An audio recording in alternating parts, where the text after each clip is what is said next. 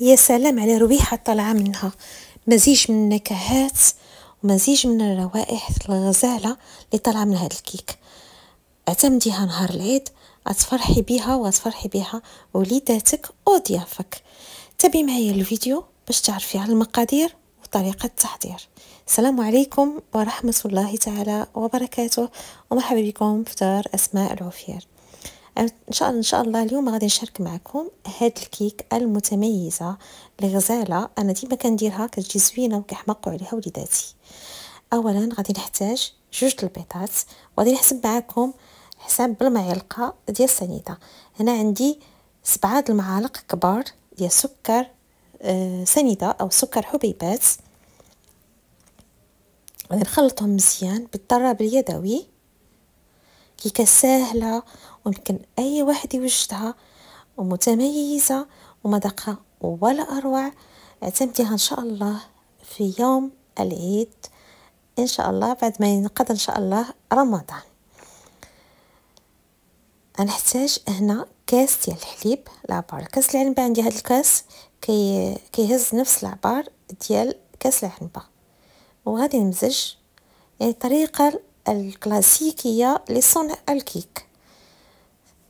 قبصة ملح لتعديل الضوء بطبيعة الحال، ونخلط ونضيف هنا عندي فقط 4 المعالق كبار ديال الزيت النباتية، يعني ما تكونش فيها الدهنيات بزاف وكتجي غزالة والقوام ديالها رائع بزاف. وغادي نحرك. هنا غادي نضيف كاس الاول ديال الدقيق الابيض الخاص بالحلويات. بطبيعه الحال دقيق ممتاز. انا دائما كيف كنقول كنكون ديجا يعني اصلا في الاول كنكون مغربلاه وكنعاود نغربل المره الثانيه باش كتنجح معايا الوصفات ديالي او الحلويات ديالي. ضفت الكاس الاولاني وكنحرك.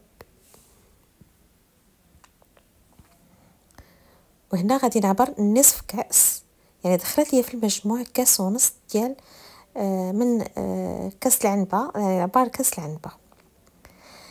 وجوج خميرة الحلويات ما يعادل 18 غرام. وغادي نغربل بطبيعة الحال الكل وغادي نخلط.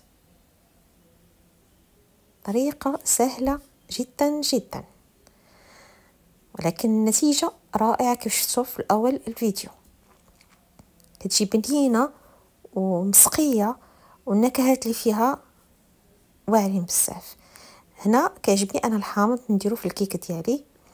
هنا غنعصر واحد التعصيرة ديال نصف حامضة. تبارك الله هاد الحامض عندي فيه الماء، كيعطيها خفة وكيعطيها لذة. بدل انا نضيفو الخل، يعني القطرات من الحامض كتعطي يعني واحد الماء واحد القوام زوين للكيك. وغادي نخلطو تنحصلوا على القوام اللي حنا بغينين. بطبيعه الحال كلشي كيعرف يعمل الكيك. انا خديت البسكوي ودرت هو القاعده، فدرت ورق طبخ في المول باش يعاونني من بغي نحيد الكيكه او نحيد الحلوى ديالي. اعتمدوا اي بسكوي كيعجبكم النكهه ديالو. انا كيعجبني هاد النوع ديال البسكوي هارنيس. وغادي نستف فوق منه تفاح. كان عندي تفاح يعني صغير شويه، قطعته اصاف دوائر. وغادي نستفو تنكملو فوق نحطو يعني نكملو كامل فوق البسكوي كيغطي لي البسكوي. وغادي نرش رشه معتبره من القرفه لمحبي القرفه. كتعجبني القرفه النكهه ديالها.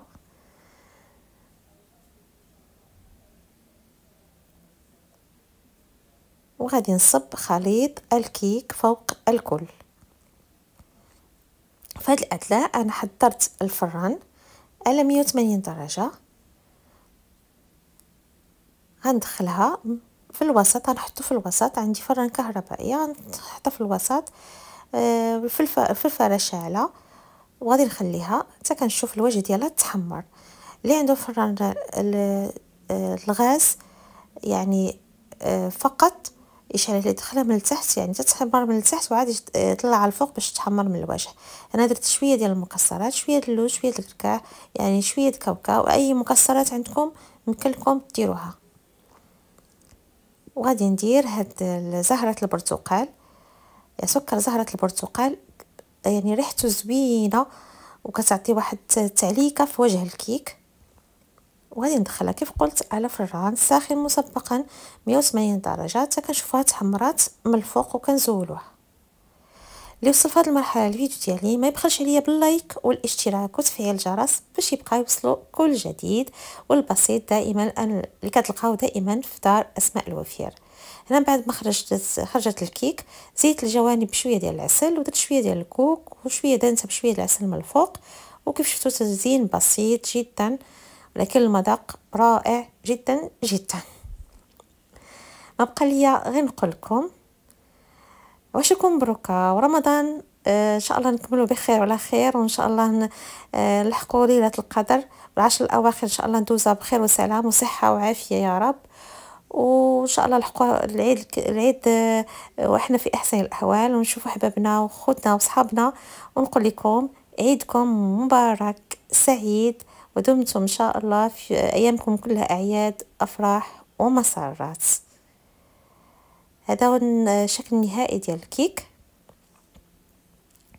يعني ريحتها يعني ملأ المطبخ. كيف قلت لكم في الاول اعتمدوها ان شاء الله ليوم العيد واكيد غتحمر لكم وجهكم قدام ضيافكم والاهل البيس ديالكم. يا سلام على ريحه طالعه منها ما شهيتكم ريحه غزاله بزاف. ومقادير كيف شفتوا بسيطه وداك التفاح اللي كيكون في الوسط كيكون معلك. انا جات نحيله عندي كيجي يدخل عندي النحل.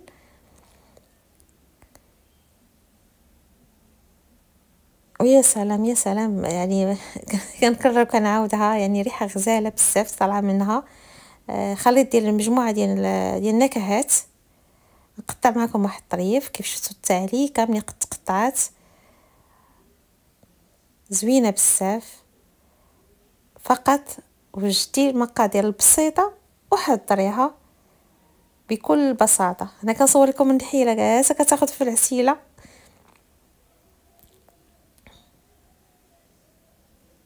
ما شاء الله على هذا الكائن الصغير.